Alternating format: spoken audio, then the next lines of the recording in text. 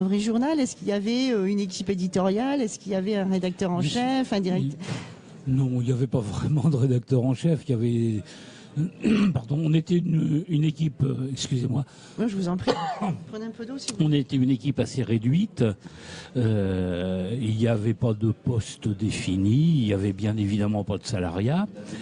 Et il n'y avait surtout pas la vision de faire un journal qui voudrait justement ressembler à ce qui existe déjà. Sinon, je vois pas l'intérêt.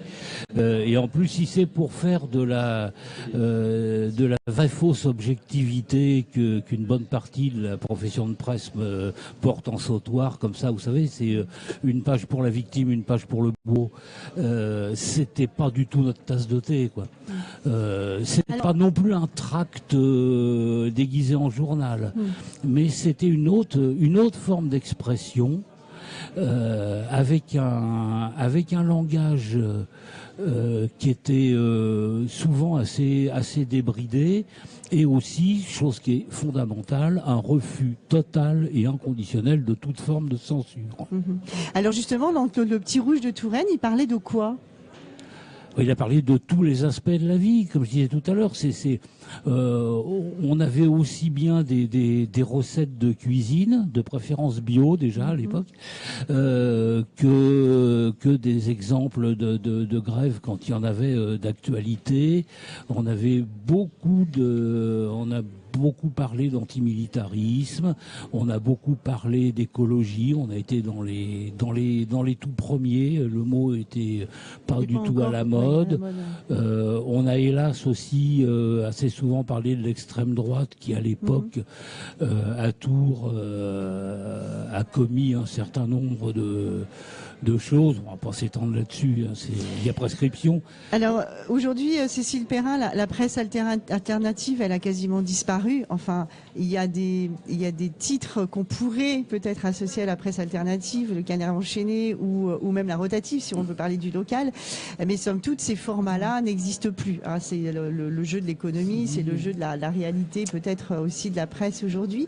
Alors je vois Alain Gachet qui fronce des sourcils. Vous n'êtes pas tout à fait d'accord avec ça? Non, j'ai plusieurs titres en tête là, CQFD, Fakir, des choses comme ça, qui existent toujours, qui vivent bien. Et là, au niveau national. D'accord. Par contre, ce qui a disparu, effectivement, c'est ce foisonnement de petits titres locaux qu'il y avait un petit peu partout. Et si on les a maintenant, pour conforter un peu ce que disait Cécile tout à l'heure, si on les a, c'est parce que on fonctionnait pas du tout avec des idées marchandes, on n'était pas du tout dans ce trip-là. Et dès qu'on savait qu'il y avait quelque chose qui se faisait dans une région, on prenait contact avec les gens en question, et puis on faisait un échange d'abonnement. Vous m'abonnez à votre journal, je vous abonne au mien. Oui, ok, il n'y a pas de souci. C'est pour ça qu'on en recevait chaque semaine d'État, qu'on mettait à disposition. On avait un local qui était une petite médiathèque à elle toute seule, où il y avait en consultation libre et en vente pour certains articles. Donc il y avait quand même un modèle des économique journaux, derrière des magazines, des disques. Mais c'était un journal, c'était un modèle économique complètement alternatif. Alternatif, mais qui devait quand même vous permettre au moins à minima d'imprimer le journal, puisque il fallait quand même qu'il soit un petit peu diffusé si vous aviez des abonnés. Sur ce qu'on appelait la boutique, on gagnait rien du tout. Généralement, on était complètement naïfs. Non, on n'était pas marchand du tout. Et c'est pour ça qu'on n'a pas duré plus longtemps d'ailleurs, parce qu'effectivement, on avait un mal de chien à couvrir les frais d'impression, les simples frais d'impression. On parle même pas d'autre chose, hein, avec le tarif des ventes. Et je sais qu'il nous est arrivé assez souvent de mettre un petit peu de notre poche à la fin du mois, parce que sinon on n'aurait pas pu boucler.